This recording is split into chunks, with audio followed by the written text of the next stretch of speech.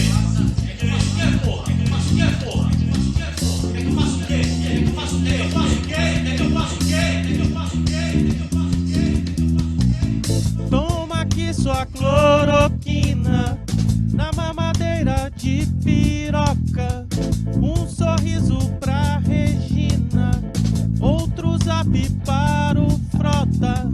Todo dia na esquina um comércio fecha a porta. E no frio da piscina encoberto os guris há de nascer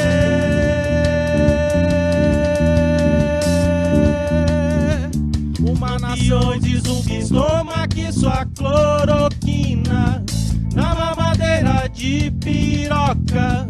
Um sorriso pra Regina, outro zap para o Frota. Todo dia na esquina uma indústria fecha a porta. E no frio da piscina encoberto os guris há de acender.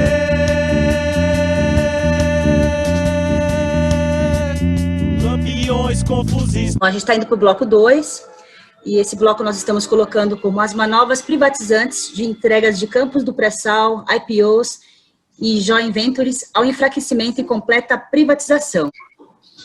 Eu queria ressaltar a ligação entre essa comemoração da independência com a questão do sistema da dívida, porque todo mundo precisa lembrar que em 1822, né, quando foi declarada a independência do Brasil, o que aconteceu em relação à questão da dívida? Portugal possuía uma dívida com a Inglaterra, na época de mais de 3 milhões de libras. Com a declaração da independência do Brasil, essa dívida foi empurrada para o Brasil. Só que tem um detalhe, o dinheiro nunca chegou aqui. Nós só recebemos a dívida. Passamos a dever um dinheiro que a gente nunca recebeu. Atualmente, né, a Auditoria Cidadã completou 20 anos de luta, agora, nessa Semana da Pátria. Nós criamos a expressão sistema da dívida exatamente porque nesses 20 anos de pesquisa sobre a dívida, nós detectamos o funcionamento de vários mecanismos financeiros que criam dívida pública sem contrapartida, que a gente batizou de sistema da dívida. Então, quando a gente olha para a independência, aquela primeira dívida do Brasil já foi uma dívida dentro desse esquema que a gente chama de sistema da dívida, ou seja, geração de dívida pública, o estoque da dívida aumenta, mas o dinheiro não chega para investimentos. Por isso é que a gente luta por uma auditoria. Grande parte dessa chamada dívida pública que está aí são títulos usados, por exemplo, para remunerar a sobra de caixa dos bancos. Quase 2 trilhões de reais de títulos o Tesouro Nacional dá para o Banco Central. O Banco Central não paga por esses títulos. O Tesouro doa títulos para o Banco Central e ainda paga juros para o Banco Central. Só isso aí, nos últimos 10 anos, custou quase 3 trilhões de reais. E é aí que está o rombo das contas públicas. Não é nos servidores públicos que estão aí agora atacados, mais uma vez, pela reforma administrativa. Não é nas estatais. Nós estamos aqui com vários representantes de estatais e é preciso unificar essa luta, fortalecer a luta contra as privatizações do patrimônio público. E, mais uma vez, a questão da dívida está diretamente ligada a isso.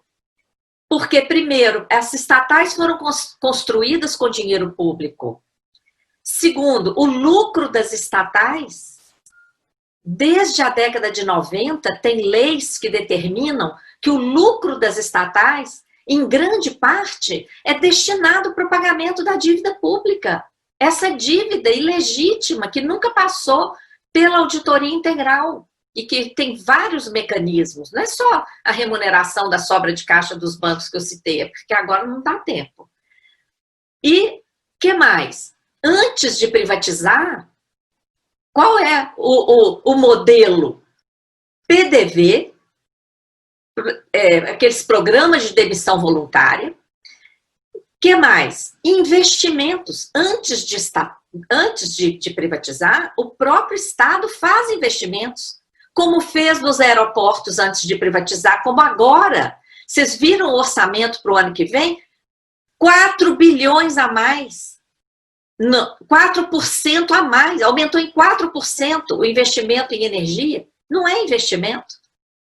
É colocar dinheiro nas empresas estatais que serão privatizadas, se a gente não conseguir barrar.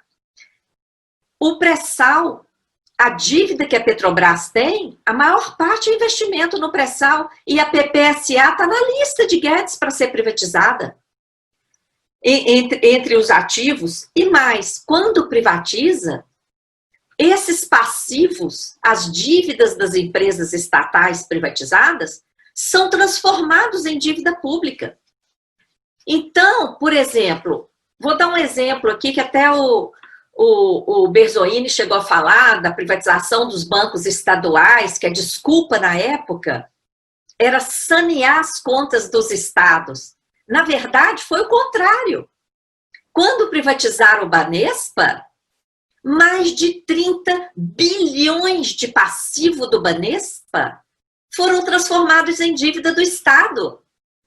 Que saneamento é esse, gente? Que aumenta a dívida do Estado em mais de 30 bilhões e joga para o povo pagar. Isso está nesse livro aqui, ó, que agora, nos 20 anos da auditoria, nós estamos liberando acesso ao PDF dos nossos livros. Esse livro, que é uma das raras obras sobre a dívida dos estados, fala do escândalo que foi a privatização dos bancos estaduais, cujos passivos foram transformados em dívida pública dos estados, tá? Bom, eu não quero ultrapassar meu tempo, mas eu quero deixar aqui a solidariedade da Auditoria Cidadã da Dívida para a luta contra as privatizações. Nós já fizemos, inclusive, lives com o pessoal dos Correios, com o pessoal que defende a questão da água, que também está sendo privatizada aí com esses projetos de saneamento.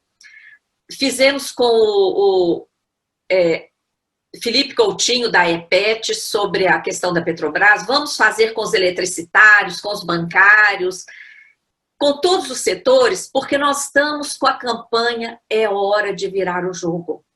Essa campanha tem um grande potencial de unificação das lutas, porque entidades de vários setores de serviço público, de estatais, de movimentos sociais que estão apoiando essa campanha, vão atuar conjuntamente com essas bandeiras colocadas pela campanha.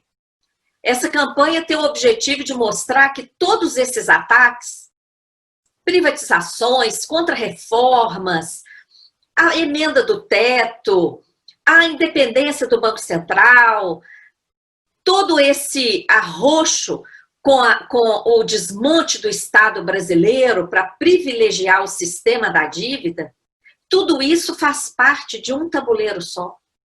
E se nós continuarmos lutando separadamente, nós vamos continuar perdendo esse jogo. Então é preciso ter essa visão conjunta, é uma campanha popular. Eu aproveito para convocar todas as entidades que estão participando aqui, que ainda não se associaram a essa campanha. Todas as semanas nós estamos com uma ação conjunta para pressionar autoridades, convocar a sociedade para várias ações. Por exemplo, semana passada foi enviar carta aos ministros do Supremo para barrar o golpe de trilhões que foi aprovado com a emenda 106. Falam que não tem dinheiro para nada, que tem que rifar todo o patrimônio público, mas autorizaram o Banco Central a comprar trilhões de papel podre de bancos, sem limite, sem dizer o tipo do papel, sem dizer minimamente o prazo do papel. O Brasil pode virar lixão de papel podre do mundo com essa emenda que, na pressa de votar, o texto aprovado na Câmara ficou diferente do Senado, gerou uma inconstitucionalidade. Então, a ação conjunta da campanha semana passada foi mandar carta para os ministros e ministras do Supremo para barrar o golpe de trilhões. A próxima ação vai ser um questionamento ao Paulo Guedes. O que está por trás das privatizações? Por que privatizar os Correios, a única empresa pública que está presente em 5.570 municípios? Uma empresa altamente lucrativa, uma empresa que faz muito mais do que atividade de Correios. Na época das eleições, leva urnas, leva vacinas agora, em épocas de vacinação. É uma empresa que faz inúmeros papéis, inclusive de banco postal, onde não existem agências bancárias. Por que privatizar os Correios? O que está por trás disso é interesse das grandes empresas de marketing. E por trás disso virá uma sonegação brutal. Porque se as empresas de marketing dominarem essa logística, não vai ter mais emissão de nota fiscal, não, gente. Hoje os Correios exigem nota fiscal para despachar os produtos. Se a própria empresa de marketing for dona da logística, vai ficar igual a exportação de commodities nos portos privados, sem controle, tá? Então, é preciso unificar as lutas, porque é um crime privatizar Correio, Petrobras, Eletrobras, Embraer, né, que já foi, e agora nós estamos vendo aí o resultado. Vocês viram essa semana, anúncio de mais de 900 demissões lá em São Paulo. É isso que vem na esteira dessas privatizações. O desmonte do emprego, o desmonte do nosso desenvolvimento socioeconômico. Como o tema desse bloco é um pouco falar sobre o que se tem feito, né, dentro desse último governo, desses últimos governos, eu acho que a contribuição que o INEP pode trazer para esse debate é justamente da gente entender o que de fato o governo Bolsonaro, que não tem vindo só dele, mas já tem vindo de uma guinada liberal desde o golpe de 2016. Vocês lembraram muito bem aí de que o desmonte da Petrobras esteve no centro do golpe ali contra Dilma em 2016, mas que continua, né, criando agendas, né, uma agenda neoliberal de privatização e de entreguismo. Mas a gente precisa entender um pouco de como isso tem sido feito, né? Porque eu percebo, claro que não sou um especialista nisso, mas eu percebo muito que as outras categorias também são extremamente bombardeadas por uma narrativa que é totalmente diferente do que todo mundo está falando aqui, né? Que é justamente essa ideia de que, em vez de pensar a empresa estatal como uma promotora do desenvolvimento industrial, ou como uma integradora nacional, como no caso dos Correios, no Banco do Brasil. Em vez de se pensar as empresas estatais desse jeito, o que a gente vê na grande mídia, a gente vê, inclusive nos próprios membros do governo hoje, é criar essa ideia de que a empresa estatal ela é um sinônimo de corrupção e de ineficiência. Então, assim, hoje o cidadão brasileiro tem sido bombardeado por essas informações, então, que dificultam muito o debate, porque são comentários muitas vezes rasteiros, né? Porque chega assim e fala, por que o governo precisa ter uma empresa de petróleo? Se ele só precisa cuidar dos pobres e da educação e saúde, por que vai precisar de ter uma empresa de energia? Ou por que vai precisar ter um correio, né? Então, eu percebo que hoje o debate ideológico tem sido muito ofensivo em relação às empresas estatais, sempre com esse discurso aparentemente moderno e democrático que seria privatizar esses serviços. E é justamente nesse momento dessa guerra de narrativas que eu acho tão importante a gente se juntar como categoria de trabalhadores e trabalhadoras e pensar, né, como disputar essas narrativas, né? Porque, de fato, se a gente olha de fora, por que o Brasil precisa ter necessariamente uma empresa estatal de petróleo? Qual a importância disso, né? Não é melhor, então, que o Estado se especialize em cuidar de serviços sociais, enquanto outras empresas específicas no setor cuidem dessa área? É uma narrativa muito forte, é uma narrativa muito sedutora, né? E essa a gente tem que enfrentar sempre, né? Porque, sobretudo quando a gente está falando do caso da Petrobras e desse mundo do petróleo, essas empresas, de longe, não trabalham numa lógica microeconômica, né? Numa lógica de livre mercado, que ganha quem tiver o menor preço e a melhor eficiência. Isso não acontece. Só para trazer um dado para vocês, as últimas reservas, 80% das novas descobertas de petróleo foram feitas por empresas estatais nos últimos 5 anos. Então, assim, o que a gente pode dizer é que 80% das novas descobertas foram feitas não por agentes da iniciativa privada, mas sim por atores geopolíticos que estão entendendo que essa disputa não é só uma disputa econômica, mas ela é uma disputa por soberania energética. Então, é importante a gente lembrar isso, porque quando a gente fala de soberania, às vezes a gente perde de vista o que é ser um país soberano, né? Então, o que é hoje, do ponto de vista, se a gente pode fazer um esquema, né, para dizer o que é soberania, a gente pode dizer que uma soberania nacional, ela está baseada num tripé, né? A gente costuma falar isso no INEP, de que baseia-se num tripé que está assentado numa soberania financeira. Então, o Brasil tem uma autonomia em relação às suas moedas, uma soberania de armas, ou seja, a sua autonomia no cenário geopolítico, como ator relevante, militar, mas também com uma soberania energética, ou seja, entendendo energético do sentido mais amplo possível, né? Soberania alimentar, porque, afinal, quando a gente pensa no petróleo, o petróleo não é só a gasolina, né? O petróleo é também o fertilizante, então, que vai trazer, então, alimento na agricultura, é o plástico, é a energia que a gente liga em casa. Então, quando a gente reclama essa necessidade de uma soberania energética do país, é exatamente o Brasil não ficar refém de atores supostamente privados, empresas supostamente privadas, mas que, na verdade, atendem à agenda geopolítica de outros países, como a gente tem visto aí, os Estados Unidos como um grande ator nesse cenário, a Europa também, que se posiciona de maneira bastante estratégica, a China. E qual é a posição do Brasil, né? Qual tem sido a posição do Brasil?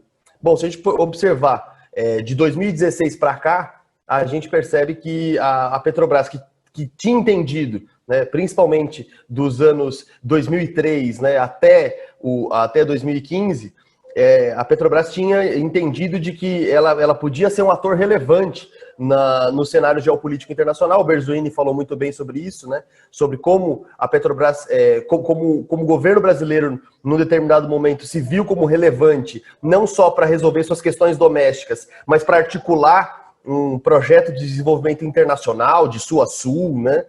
Tentando aí sair um pouco dessas dicotomias, China e Estados Unidos, e o Brasil tentar criar o seu próprio caminho no mundo.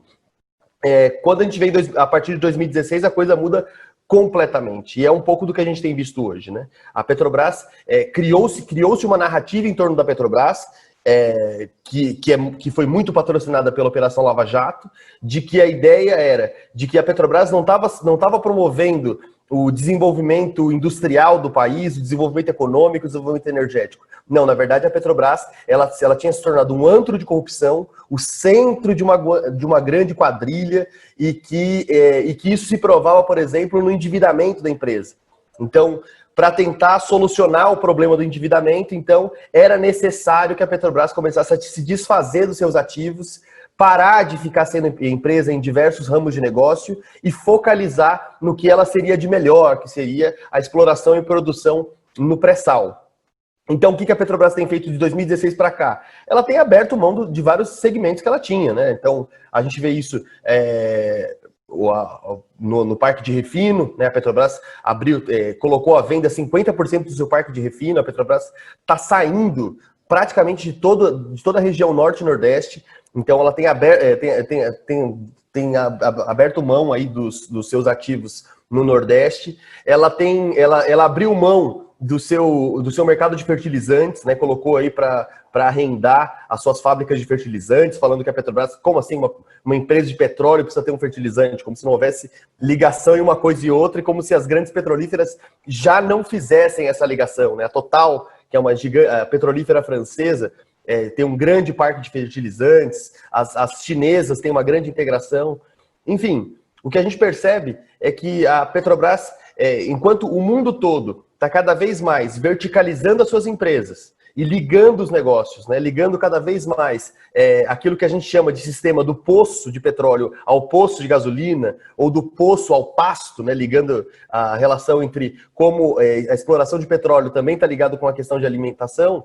A Petrobras tem seguido um caminho totalmente divergente, que é o caminho de cada vez mais vender os seus ativos, abriu mão da distribuição, né, com a BR Distribuidora, vendeu a TAG, está vendendo gasodutos, só para focalizar exatamente na ideia de exploração e produção do petróleo nas bacias do pré-sal.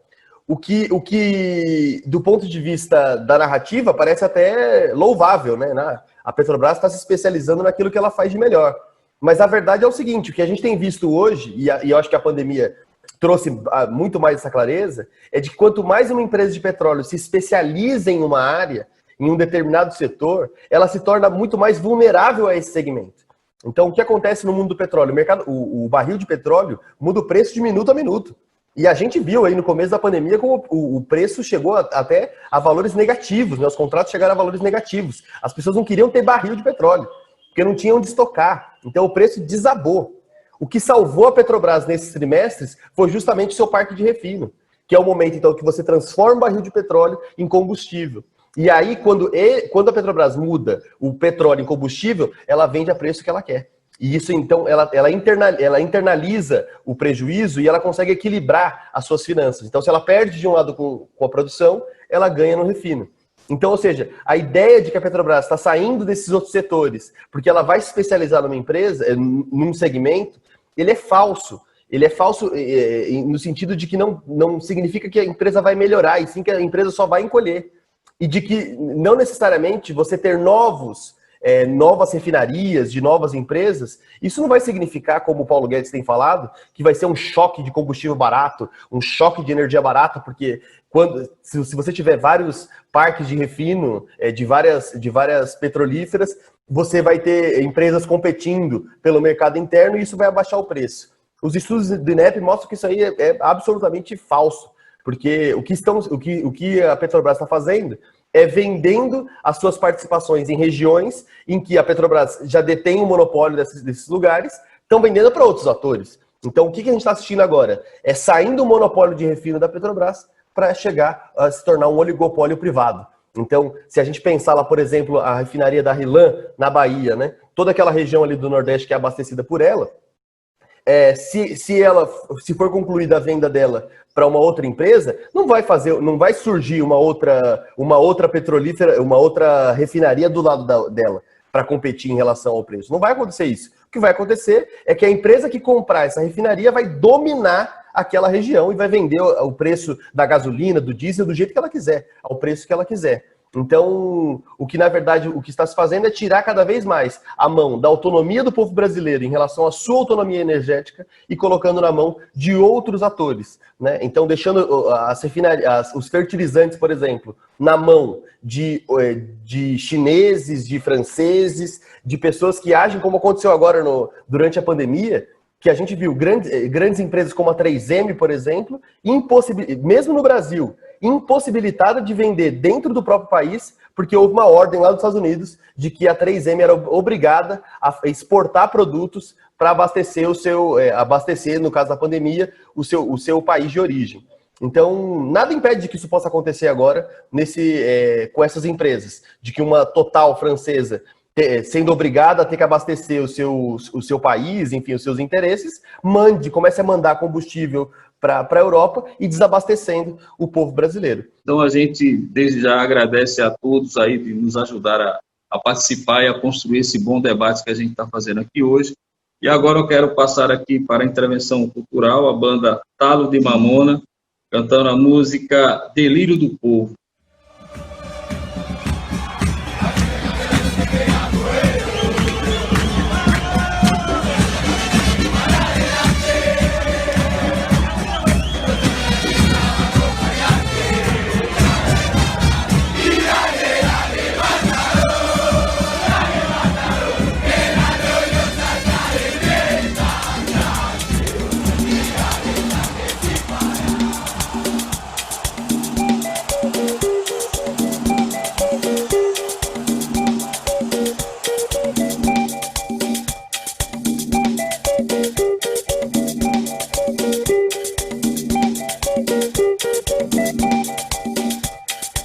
Quanto vale a vida, a água, sua força de trabalho?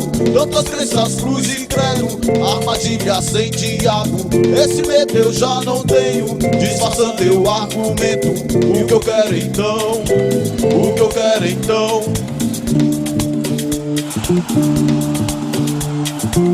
Para o delírio do povo, que desgraça. Tão me vendendo de novo, sem graça. Para o delírio do povo, que desgraça. Tão me vendendo de novo, de graça.